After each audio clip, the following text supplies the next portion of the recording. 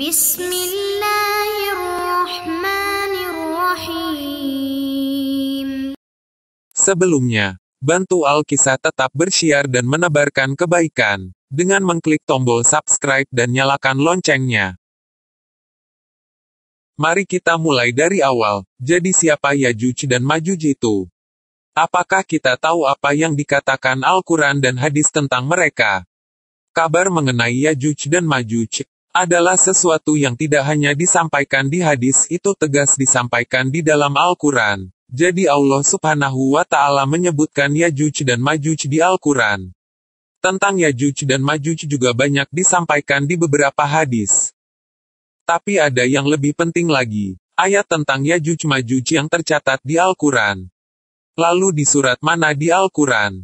Allah menceritakan tentang Yajuj Majuj di surat Al-Kahfi. Dan di ayat-ayat terakhir surat Al-Kahfi, Allah Subhanahu wa Ta'ala menceritakan tentang Zulkarnain. Kami memberikan kekuatan kepada dia di atas dunia ini. Dan kami mengizinkan dia untuk menjelajahi seluruh dunia kemana saja. Dia pergi ke bagian paling timur. Dia juga pergi ke bagian paling barat ujung dunia. Itulah yang diceritakan Al-Quran mengenai Zulkarnain.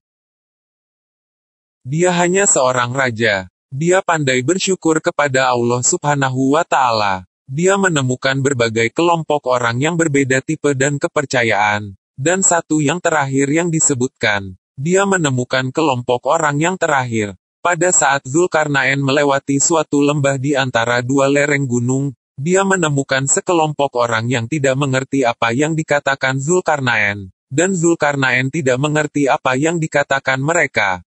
Dengan kata lain, peradaban ini tidak tersentuh peradaban lainnya. Jadi Zulkarnain telah pergi ke tempat yang sangat jauh dari tempat Zulkarnain datang. Jadi bagaimana mereka berkomunikasi di mana tidak ada bahasa? Jadi mereka berkomunikasi menggunakan bahasa tubuh dan simbol. Lalu mereka berkata kepada Zulkarnain untuk pertama kalinya mengenai Yajuj dan Majuj, bahwa sekelompok orang itu merupakan pembawa bencana bagi dunia ini. Jadi Zulkarnain, kamu adalah seorang raja yang perkasa. Anda merupakan orang yang kuat. Kami akan memberimu sesuatu. Kami akan memberimu uang jika kamu bisa membangun tembok penghalang. Kamu lindungi kami dari Yajuj dan Majuj. Zulkarnain, kamu merupakan orang yang bijaksana dan berkuasa. Seorang raja yang kuat. Kamu memiliki kerajaan sedangkan kami tidak. Kamu punya kekuatan tapi kami tidak. Jadi kami ingin Anda melakukan sesuatu untuk melindungi kami. Jadi Zulkarnain telah pergi ke wilayah paling jauh di dunia. Dan ada sekelompok orang di luar wilayah itu. Panggilannya Yajuj Majuj. Dan sekelompok orang yang ditemui Zulkarnain berkata, kami ingin perlindungan. Kami akan membayarmu untuk membangun penghalang di antara kami dan mereka. Lalu Zulkarnain bilang, saya tidak butuh uangmu, saya punya banyak, apa yang akan kamu berikan padaku? Saya mengerti sekelompok orang ini jahat sekali. Lalu Zulkarnain simpati pada sekelompok orang ini yang takut pada Yajuj Majuj. Baiklah, jika memang Yajuj dan Majuj sangat buruk, saya akan menolongmu. Apa yang aku butuhkan darimu? Saya butuh kekuatan kalian. Saya tahu yang harus saya lakukan dan punya ide untuk itu. Tapi saya butuh perunggu. Saya butuh banyak orang. Lalu Allah Subhanahu wa Ta'ala menyebutkan bahwa mereka mengambil tungku besar beserta besi dan perunggu. Lalu mereka membuat penghalang khusus, dan menempatkan orang-orang ini. Lalu mereka menggunakan tungku-tungku ini dalam skala besar. Kemudian mereka membuat penghalang besi. Allah Subhanahu wa Ta'ala menyebutkan bahwa Yajuj dan Majuj tidak akan bisa memanjat melewati tembok penghalang, atau melubangi bawahnya juga tidak bisa. Jadi ini adalah tembok penghalang yang sempurna. Ketika Zulkarnain berkata bahwa dia telah selesai, dia bilang ini adalah dari Allah Subhanahu wa Ta'ala. Allah memberkatiku, Allah memberikan saya ini tembok penghalang untukmu. Ini bukan dari saya, ini dari Allah Subhanahu wa Ta'ala. Lalu Zulkarnain atau Allah yang berbicara, kita tidak tahu yang mana. Kemungkinan besar itu adalah Zulkarnain atau malaikat atau seseorang yang mengatakan ini, bahwa tembok ini sementara. Ketika perintah Allah datang, lalu tembok ini tidak bisa digunakan lagi, tembok ini akan hancur. Dan pada suatu hari sekelompok orang ini akan seperti ombak yang bercampur satu sama lain, dan sasangkala akan ditiup. Jadi ini adalah kabar pertama mengenai Yajuj dan Majuj, dan itu berhubungan dengan tembok yang dibangun oleh Zulkarnain. Kabar selanjutnya mengenai Yajuj dan Majuj di surat Al-Anbiya ayat 92-97. Di mana Allah Subhanahu wa Ta'ala menyebutkan di dalam Al-Quran mengenai hari pembalasan. Akhirnya Yajuj dan Majuj akan diizinkan keluar, dan mereka akan tumpah dari setiap lereng gunung. Mereka akan datang di hari pembalasan dimulai. Jadi Yajuj dan Majuj benar keluar sebelum hari pembalasan, ini sangat jelas dikatakan di Al-Quran. Di surat Al-Kahfi di sini, dan waktu yang tak terhindarkan akan datang. Jadi Allah Subhanahu wa Ta'ala menyebutkan dua kali mengenai Yajuj dan Majuj, mereka berdua menghubungkan langsung ke hari pembalasan, tepat sebelum hari pembalasan. Sekarang, ngomong-ngomong, siapa itu Zulkarnain? Zulkarnain adalah sosok yang masih teka-teki, dan sebagian besar dari kita, dan beberapa komentator abad pertengahan kami, dan terutama penerjemah Al-Quran yang paling terkenal dari abad sebelumnya Abdullah Yusuf Ali yang berdampak besar pada terjemahan, terkenal pada tahun 705, 805, atau 905. Kita tahu bahwa terjemahan Abdullah Yusuf Ali memiliki pengaruh paling besar, tetapi tidak akurat, dan sempat viral mengenai kisah panjang Zulkarnain, yang menyebutkan bahwa Zulkarnain adalah Alexander the Great. Tapi ini benar-benar 100% salah. Untuk berbagai alasan. Yang paling jelas adalah kita tahu banyak tentang Alexander the Great. Kita tahu banyak tentang dia. Dan dia bukan orang yang beriman kepada Allah. Akan tetapi dia adalah seorang kaum pagan. Dia menyembah berhala. Dan Allah memuji Zulkarnain sebagai penyembah Allah yang taat. Allah memuji Zulkarnain sebagai orang yang benar dan Allah tidak pernah memuji paganisme. Dan Allah tidak pernah memuji seseorang dari kaum pagan. Jadi Zulkarnain bukanlah Alexander the Great. Salah satu pendapat modern menyebutkan bahwa dia adalah Raja Persian Cyrus, Raja Cyrus yang memerintah sekitar 600-530 BC. Jadi kita bicara tentang 2600 tahun lalu seorang Raja Persian Cyrus. Mereka berkata bahwa Raja Cyrus merupakan kandidatnya. Karena dia memerintah kerajaan yang besar di dunia yang pernah ada, atau mungkin yang terbesar kedua atau ketiga, mereka memiliki kerajaan besar ini. Alexander the Great mungkin memang memerintah kerajaan terbesar, akan tetapi hanya sebentar. Pada waktu itu, Muslim memerintah kerajaan terbesar dengan periode yang lama, tetapi itu adalah sesuatu yang berbeda. Alexander memiliki periode waktu yang lebih lama. Tapi itu gagal oleh kematiannya.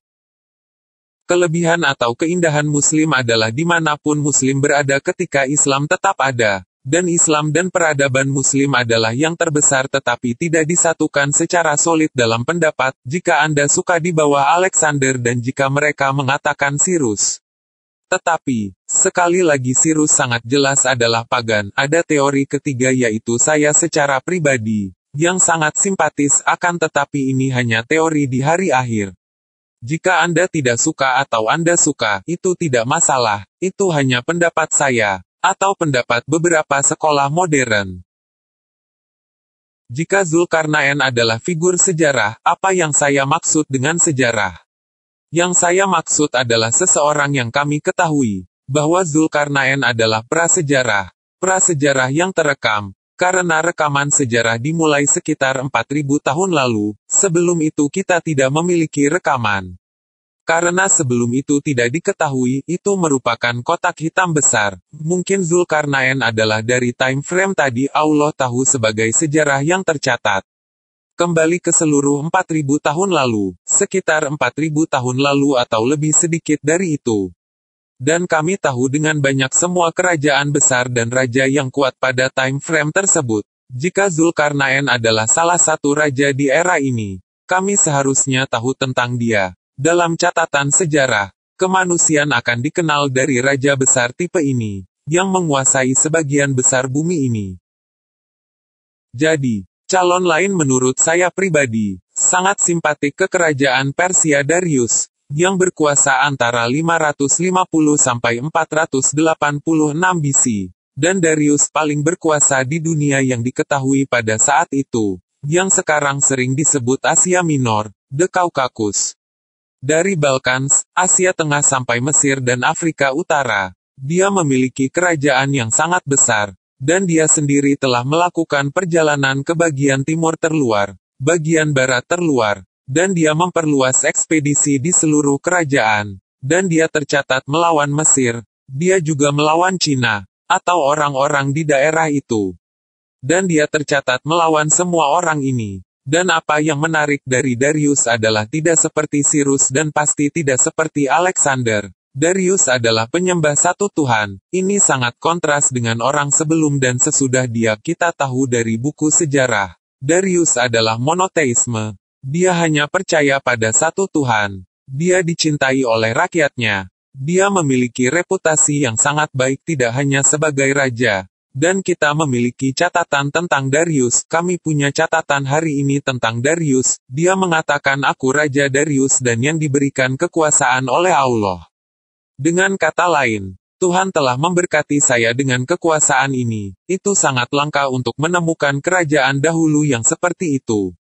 Siapa saja, sebagai contoh Firaun yang berkata, saya Tuhanmu. Ini sangat langka untuk menemukan raja terdahulu yang berkata, lihat saya seorang raja, akan tetapi Tuhan yang di atas adalah yang menjadikan saya raja, dia yang satu memberikan ini kepadaku.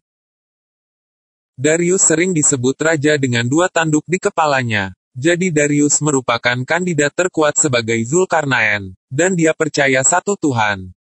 Menurut sejarawan modern, Darius adalah Zoroastrian. Dan mereka mengatakan tidak ada Islam 2000 tahun lalu. Dan Darius dipercaya satu Tuhan yang mereka sebut Ahura Mazda. Dan itu nama yang diberikan mereka. Tetapi hanya satu Tuhan yang mereka percaya.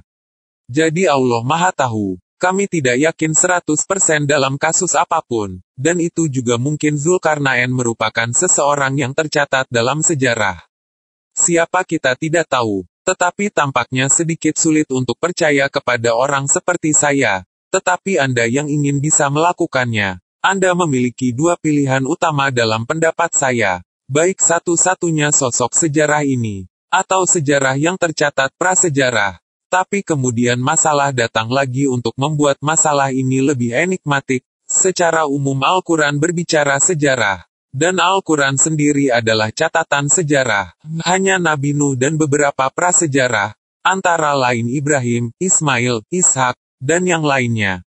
Mereka merupakan dasar dalam jangka waktu tersebut, peradaban yang paling dikenal. Jadi Allah Subhanahu wa Ta'ala Maha Tahu di dalam kasus apapun. Zulkarnain dipanggil Zulkarnain, menurut tradisi kita, baik karena dia memiliki dua helai rambut putih, atau karena dia memakai penutup kepala dengan dua tanduk, dan Darius dapat diterima sebagai kandidat karena sebagai dua tanduk, atau karena dia telah pergi ke timur dan barat, jadi penguasa di timur dan barat, jadi ini negaranya Zulkarnain. Terima kasih telah menonton video ini. Dukung terus Alkisah agar lebih baik dengan mengklik tombol subscribe dan aktifkan loncengnya. Semoga bermanfaat, amin.